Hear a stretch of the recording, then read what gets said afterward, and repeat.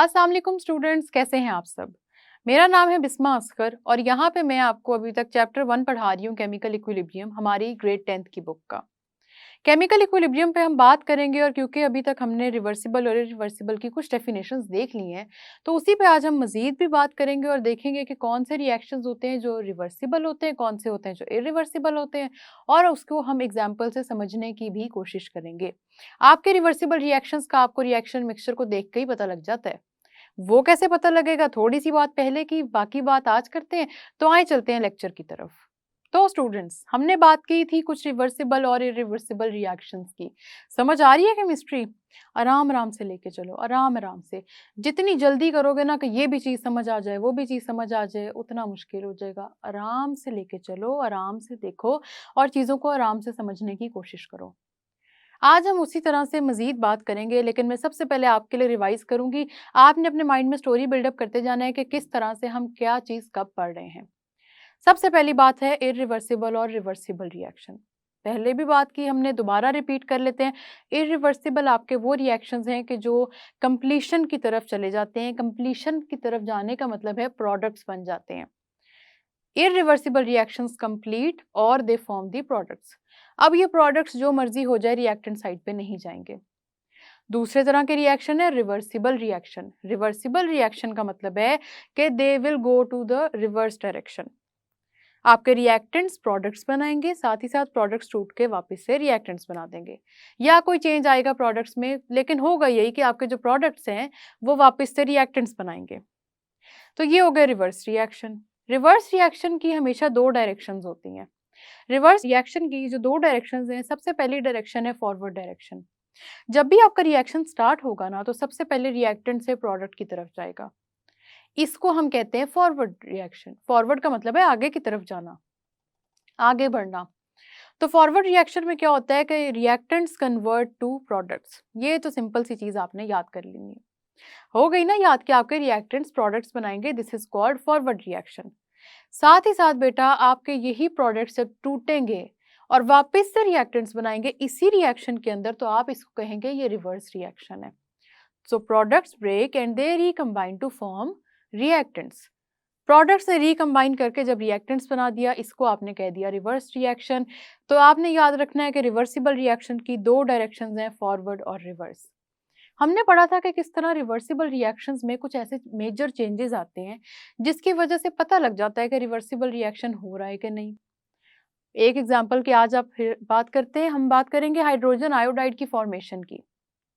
Hydrogen iodide किस चीज से बनता है? हाइड्रोजन आयोडाइड बनता है बेटा हाइड्रोजन और आयोडीन से। आयोडीन और हाइड्रोजन आप देख लें, रिएक्शन नजर आ रहा होगा। हाइड्रोजन के तो चले हम कलर की बात नहीं करते, रहने देते हैं, लेकिन आयोडीन पर्पल कलर में होता है। आयोडीन पर्पल कलर में है, और तो जब आपने इसको रिएक्शन मिक्सचर के अंदर डाला, रिएक्शन मिक्सचर मतलब कोई भी कंटेनर जिसमें आप ये रिएक्शन परफॉर्म करवा रहे हैं, आपने उसमें हाइड्रोजन डाला, आपने उसमें आयोडीन डाला। तो हाइड्रोजन और आयोडीन डालने के बाद ये होता है कि हाइड्रोजन आयोडीन एक दूसरे के साथ रिएक्ट करेंगे और हाइड्रोजन आयोडाइड बनाएंगे। अब आयोडीन था पर्पल कलर का, हाइड्रोजन आयोडाइड है कलरलेस, कोई कलर नहीं उसका। तो जैसे जैसे हाइड्रोजन आयोडाइड की फॉर्मेशन होगी, आप देखेंगे कि आपका रिएक्शन मिक्सचर अपना पर्पल कलर लूज करेगा, उसका पर्पल कलर खत्म होना शुरू हो जाएगा। इस पर्पल कलर के खत्म होने को हम कहते हैं कि यहाँ पे हमारे पास हाइड्रोजन आयोडाइड की फॉर्मेशन शुरू हो गई है। तो रिएक्टेंट साइड से जब प्रोडक्ट साइड पे गए, तो हमने इस रिएक्शन को क्या कहा? फॉरवर्ड रिएक्शन के। ये हमारा रिएक्शन फॉरवर्ड साइड पे जा रहा है। अब हम बात करते हैं कि हमारा ये रिएक्शन रिवर्स साइड पे जाता है कि नहीं जाता। तो आपका ये जो हाइड्रोजन आयोडाइड है, ये क्या करेगा? ये टूटेगा, इसके बॉन्ड्स टूटेंगे और हाइड्रोजन आयोडाइड आपका वापस से हाइड्रोजन और आयोडीन में कन्वर्ट होगा। तो पहले तो आपके रिएक्शन मिक्सचर के अंदर देख लो कि कितनी तेजी से पर्पल कलर खत्म हो रहा है, फेड अवे हो रहा है, क्योंकि हाइड्रोजन आयोडाइड बन रहा है। अब थोड़ी ही देर बाद क्या होगा कि आपको अपने रिएक्शन मिक्सचर के अंदर पर्पल कलर दोबारा नजर आने लग जाएगा। ये क्या हुआ? आप कहेंगे मिस पर्पल कलर क्यों नजर आ रहा है? बेटा पर्पल कलर इसलिए नजर आ रहा है क्योंकि आपका आयोडीन दोबारा बनता जा रहा है। आयोडीन क्या है? रिएक्टेंट है। इसका मतलब ये हुआ कि हमारा रिएक्शन आया रिवर्स डायरेक्शन में। हाइड्रोजन आयोडाइड टूटा, उसने बना दिए आपके रिएक्टेंट्स हाइड्रोजन और आयोडीन फिर से। इसको कहते हैं ये रिवर्स रिएक्शन है। अब क्या होगा, आप कहेंगे मिस रिएक्शन तो हम इसलिए करवाते हैं कि वो जाए कंप्लीशन पे, प्रोडक्ट्स बने, ये रिवर्स डायरेक्शन में आ रहा है। बेटा ये रिवर्सिबल रिएक्शंस की नेचर होती है, वो आते ही आते हैं रिवर्स डायरेक्शन में। बेसिकली आपने यही याद रखना है। बाद में अगर हमने इनको रिवर्स में नहीं लाना, हमने कुछ इनको प्रोडक्ट साइड पे ही रखना है, तो कंडीशंस होती हैं, केमिस्ट्री लैब के एक्सपेरिमेंट्स हैं, एवं ही आपने सारी बातें सुन के बोर ज़रूर होना है। अभी सिर्फ इतनी बात याद रखो कि जब हाइड्रोजन आयोडीन के साथ कंबाइन करेगा तो हाइड्रोजन आयोडाइड बन जाएगा, रिएक्शन का पर्पल कलर खत्म होना शुरू हो जाएगा। थोड़ी ही देर बाद हाइड्रोजन आयोडाइड टूटेगा, वापस से हाइड्रोजन और आयोडीन बनाएगा और रिएक्शन मिक्सचर का पर्पल कलर दोबारा से आपको नजर आने लग जाएगा। अब हम कैसे डिसाइड करेंगे कि यहाँ पे हमारे पास रिएक्टेंट ज़्यादा बन रहे हैं कि प्रोडक्ट ज़्यादा बन रहे हैं, कि क्या चीज़ हो रही है, मतलब हो क्या रहा है? हम तो हाइड्रोजन आयोडाइड बना रहे हैं ना, तो ये क्या होगा कि सारे के सारे प्रोडक्ट वापस से कन्वर्ट हो जाएंगे रिएक्टेंट में, मतलब कोई भी प्रोडक्ट नहीं होगा। तो ऐसा नहीं होता। रिवर्सिबल रिएक्शन में क्या होता है कि आपके रिएक्शन मिक्सचर के अंदर कुछ हाइड्रोजन आयोडाइड ऐसा है जो अभी भी मौजूद होगा, जो नहीं टूटेगा। कुछ होगा जिसका ब्रेकडाउन होगा, वो वापस से हाइड्रोजन और आयोडीन में कन्वर्ट हो जाएगा। तो आपका रिएक्शन मिक्सचर के अंदर जो कलर है, जो इंडिकेट कर रहा है कि रिएक्शन कहाँ पे प्रोसीड कर रहा है, वो कलर पर्पल वापस से अपीयर तो होगा, लेकिन पूरी तरह से पर्पल नहीं होगा। एक फेडेड सा पर्पल कलर आ जाएगा, हल्का सा पर्पल कलर। वो फेडेड सा कलर आपको ये बता रहा है, बेटा आप देख भी सकते हैं कि आपके इस रिएक्शन मिक्सचर के अंदर रिएक्टेंट्स भी मौजूद हैं और प्रोडक्ट्स भी मौजूद हैं। मतलब हाइड्रोजन भी मौजूद है, आयोडीन भी मौजूद है जो आपके रिएक्टेंट्स हैं, साथ ही साथ इसके अंदर हाइड्रोजन आयोडाइड भी मौजूद है जो आपका प्रोडक्ट है। तो आपने याद रखना है कि जो आपके रिवर्सिबल रिएक्शंस होते हैं ये दोनों डायरेक्शंस में चलते हैं, और अगर कोई बहुत ही प्रोमिनेंट इनकी प्रॉपर्टी हो तो वो नजर भी आ जाती है। जैसे कि पर्पल कलर था, आयोडीन का पहले तो खत्म हो गया, बाद में दोबारा से नजर आ गया, हमें समझ लग गई कि रिएक्शन आ रहा है रिवर्स डायरेक्शन में। थोड़ी देर बाद बेटा ये होगा कि हाइड्रोजन और आयोडीन की कॉम्बिनेशन से हाइड्रोजन आयोडाइड भी बनेगा, ये हाइड्रोजन आयोडाइड टूटेगा भी, और थोड़ी देर बाद एक ऐसा कांस्टेंट पॉइंट आ जाएगा कि जहां पे ना तो मजीद फॉरवर्ड रिएक्शन होगा ना मजीद रिवर्स रिएक्शन होगा, रुक जाएगा रिएक्शन। हमने बात की थी रिवर्सिबल रिएक्शंस रुकते नहीं है, तो उसमें हमने क्या बात की, यही बात की कि बेटा हाइड्रोजन आयोडीन हाइड्रोजन आयोडाइड बना भी रहे हैं, हाइड्रोजन आयोडाइड टूट के हाइड्रोजन और आयोडीन में कन्वर्ट भी हो रहा है। घबराना नहीं, इस बात को सुन के गौर से सुनिएगा। आपका फॉरवर्ड रिएक्शन भी होगा रिएक्शन मिक्सचर में, आपका रिवर्स रिएक्शन भी होगा। लेकिन रिएक्शन के स्टार्ट में आपको याद है हाइड्रोजन और आयोडीन ने जब कंबाइन किया हाइड्रोजन आयोडाइड ज्यादा बन रहा है, तो आप एकदम से देखेंगे रिएक्शन मिक्सचर के अंदर हाइड्रोजन आयोडाइड की क्वांटिटी बढ़नी शुरू हो जाएगी। थोड़ी देर बाद ये होगा कि हाइड्रोजन आयोडाइड क्योंकि टूट के हाइड्रोजन आयोडीन बनाएगा वापस से, तो क्या होगा, रिएक्टेंट्स की क्वांटिटी बढ़नी शुरू हो जाएगी। तो जब फॉरवर्ड और रिवर्स डायरेक्शन में रिएक्शंस चल रहे होंगे, क्वांटिटीज में थोड़ा सा चेंज आएगा, लेकिन जैसे ही ये रिएक्शन इक्विलिब्रियम पे पहुंचेगा तो क्वांटिटीज में चेंज नहीं आएगा, ये किसी एक जगह पे जाके रुक जाएगा। वो जगह ऐसी होगी कि ना तो आपके रिएक्टेंट्स मजीद बढ़ेंगे ना वो कम होंगे, साथ ही साथ ना प्रोडक्ट्स बढ़ेंगे ना कम होंगे। तो रिएक्टेंट्स और प्रोडक्ट्स में ना इंक्रीज आएगा ना डिक्रीज आएगा। यहाँ पे हम कहेंगे कि हमारा रिएक्शन इक्विलिब्रियम पे है, फॉरवर्ड डायरेक्शन में भी जा रहा है, रिवर्स डायरेक्शन में भी जा रहा है, लेकिन इसकी जो स्पीड है वो कॉन्स्टेंट हो गई है। और कांस्टेंट स्पीड का मतलब है कि ना रिएक्टेंट की क्वांटिटी बढ़ेगी और ना ही प्रोडक्ट की क्वांटिटी बढ़ेगी। एक और रिएक्शन से समझते हैं इसी रिवर्सिबल को, और थोड़ा सा डिटेल भी समझते हैं इसकी। अब मैं कैल्शियम कार्बोनेट की फॉर्मेशन करवाती हूँ, आपको नजर भी आ रही होगी। कैल्शियम कार्बोनेट की फॉर्मेशन के लिए हमने यूज किए कार्बन डाइऑक्साइड और कैल्शियम ऑक्साइड, और हमने बना दिया कैल्शियम कार्बोनेट। वाइट सा कलर का प्रेसिपिटेटर नजर आ जाएगा रिएक्शन मिक्सचर में। इसको कह दिया कॉम्बिनेशन रिएक्शन, क्योंकि कैल्शियम कार्बोनेट की आपने कॉम्बिनेशन करवा दी। अब क्या हुआ कि हम बात करते हैं कि हम किसी और रिएक्शन मिक्सचर के अंदर इस कैल्शियम कार्बोनेट की डीकंपोजिशन करवाएंगे। डीकंपोजिशन का क्या मतलब हुआ कि आप इस कैल्शियम कार्बोनेट को तोड़वाएंगे। गौर से सुनिएगा इस बात को। कैल्शियम कार्बोनेट जब टूटेगा अपने रिस्पेक्टिव रिएक्टेंट्स, कौन थे इसके रिएक्टेंट्स, कैल्शियम ऑक्साइड और कार्बन डाइऑक्साइड, उनमें कन्वर्ट हो जाएगा।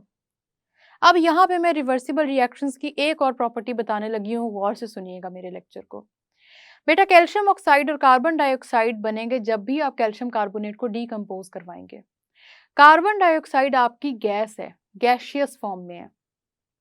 डीकंपोज करवाने के बाद अगर आपने अपने रिएक्शन मिक्सचर को ऊपर से कवर नहीं किया, आपका कंटेनर कवर्ड नहीं है, तो क्यों रुकेगी गैस आपके कंटेनर के अंदर। गैस के बारे में हम सबको पता है, इट ट्रेवल्स एवरीवेयर, ये रुकती नहीं है। जैसे ही कार्बन डाइऑक्साइड बनेगा तो आपकी जो गैस है वो इवॉल्व करके बाहर निकल जाएगी। It will evolve out, it will evaporate, आप इसको जो मर्जी कह लें। हमारे पास रिवर्स रिएक्शन की शर्त ये है कि जो प्रोडक्ट्स हैं वो सारे के सारे रिएक्शन मिक्सचर में मौजूद होने चाहिए ताकि वो वापस से कन्वर्ट हो सकें रिएक्टेंट में। अब अगर आपके रिएक्शन मिक्सचर में से कार्बन डाइऑक्साइड इवेपोरेट कर गई है, तो आप मुझे बताएं कौन सी चीज़ है जो कैल्शियम ऑक्साइड के साथ मिलकर कैल्शियम कार्बोनेट बनाएगी? कोई भी चीज़ नहीं है। आपके रिएक्शन मिक्सचर में जब कार्बन डाइऑक्साइड है ही नहीं, तो रिएक्शन रिवर्स डायरेक्शन में जाएगा किस तरह से? तो याद रखना है बेटा आपने कि जो रिवर्सिबल रिएक्शन होता है ना, वो हमेशा रिवर्स डायरेक्शन में तब प्रोसीड करता है कि जब आपके पास कंटेनर के अंदर सारे के सारे रिएक्टेंट्स और सारे के सारे प्रोडक्ट्स मौजूद होते हैं। अब आप कहेंगे कि मिस इसका मतलब है कि जब भी कोई गैस बनेगी वो रिएक्शन तो रिवर्स में नहीं जा सकता।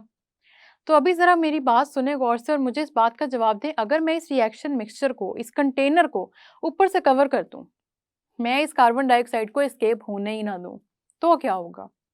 जब ये कार्बन डाइऑक्साइड एस्केप नहीं हो सकेगी तो ये होगा कि यही कार्बन डाइऑक्साइड कैल्शियम ऑक्साइड के साथ दोबारा से रिकम्बाइन करेगी और कैल्शियम कार्बोनेट बना देगी। नज़र भी आ रहा होगा आपको।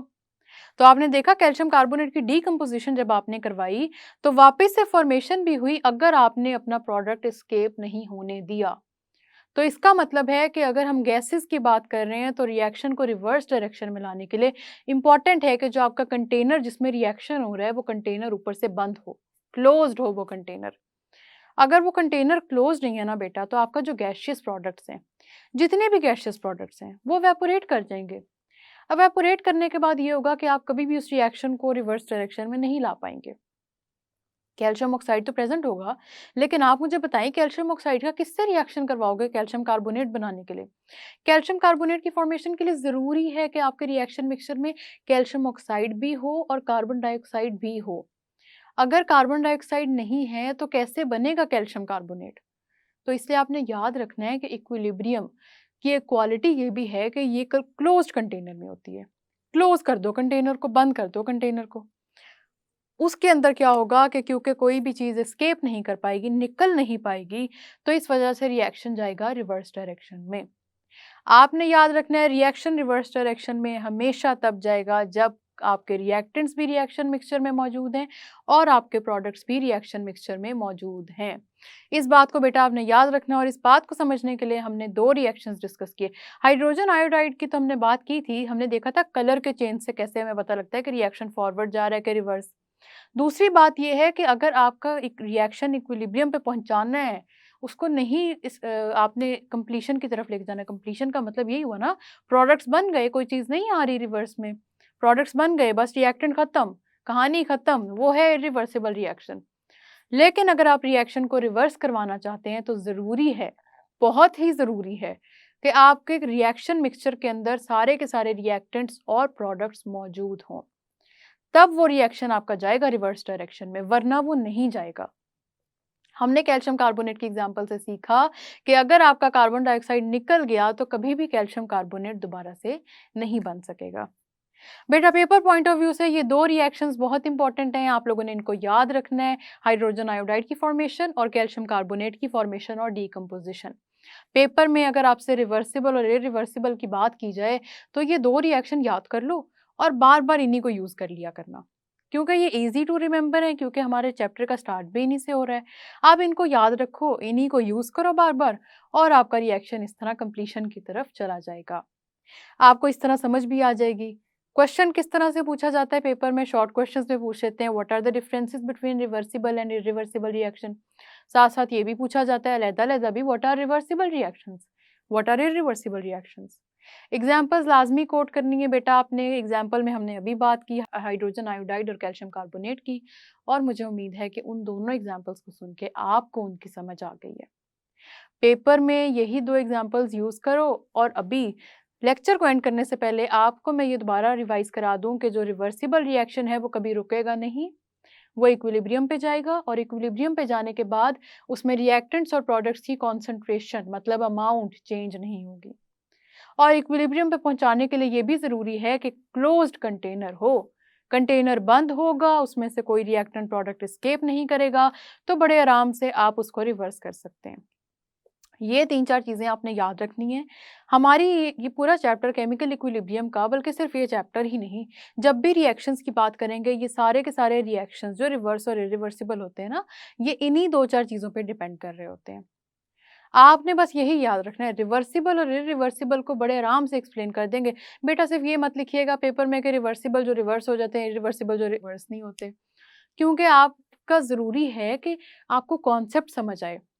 कॉन्सेप्ट इस तरह समझ आएगा कि आप उसकी एग्जाम्पल को लेके चलेंगे, आप उसकी एग्जाम्पल को एक्सप्लेन करेंगे। अभी तक तो हमने केमिस्ट्री में सिर्फ इतनी ही बातें की हैं और 2 रिएक्शंस देखे हैं। 2 के अलावा वैसे और भी देखे थे, लेकिन आपने देखा कि अगर हम इसको स्लो लेके चलें तो कितना ईज़ी है टू रिमेंबर, टू मेमोराइज़। तो बस एक बात और याद रख लो, 3 बातें तो वो थी जो हमने पहले भी की। एक बात और है, वो ये है कि आपके रिएक्शन मिक्सचर के अंदर से कभी भी आपका गैसियस प्रोडक्ट एस्केप नहीं करना चाहिए। गैस एस्केप कर जाएगी तो रिएक्शन रिवर्स डायरेक्शन में नहीं जाएगा। फिर मुश्किल हो जाएगी, फिर आप उसको रिवर्स डायरेक्शन में ले जा भी नहीं पाएँगे। तो इसे आपने याद रखना है कि रिवर्स डायरेक्शन में ले जाने के लिए ज़रूरी है कि आपके सारे के सारे रिएक्टेंट्स और सारे के सारे प्रोडक्ट्स कंटेनर में, रिएक्शन मिक्सचर में मौजूद हों। तो आपने देखा कि किस तरह से हमने समझा और देखी सारी की सारी चीज़ें, जिसमें हमने रिवर्सिबल भी देखे, इरिवर्सिबल भी देखे और एग्ज़ाम्पल से उनको समझ भी लिया।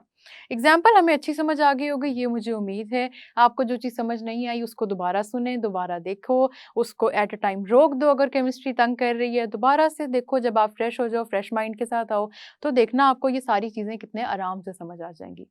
यहाँ पे हमने इतनी ही बात करनी थी, हम नेक्स्ट लेक्चर में मज़ीद इसको कंटिन्यू करेंगे, लेकिन अभी के लिए इसी लेक्चर को सुनो। हम मिलते हैं नेक्स्ट लेक्चर में, तब तक के लिए अल्लाह हाफ़िज़।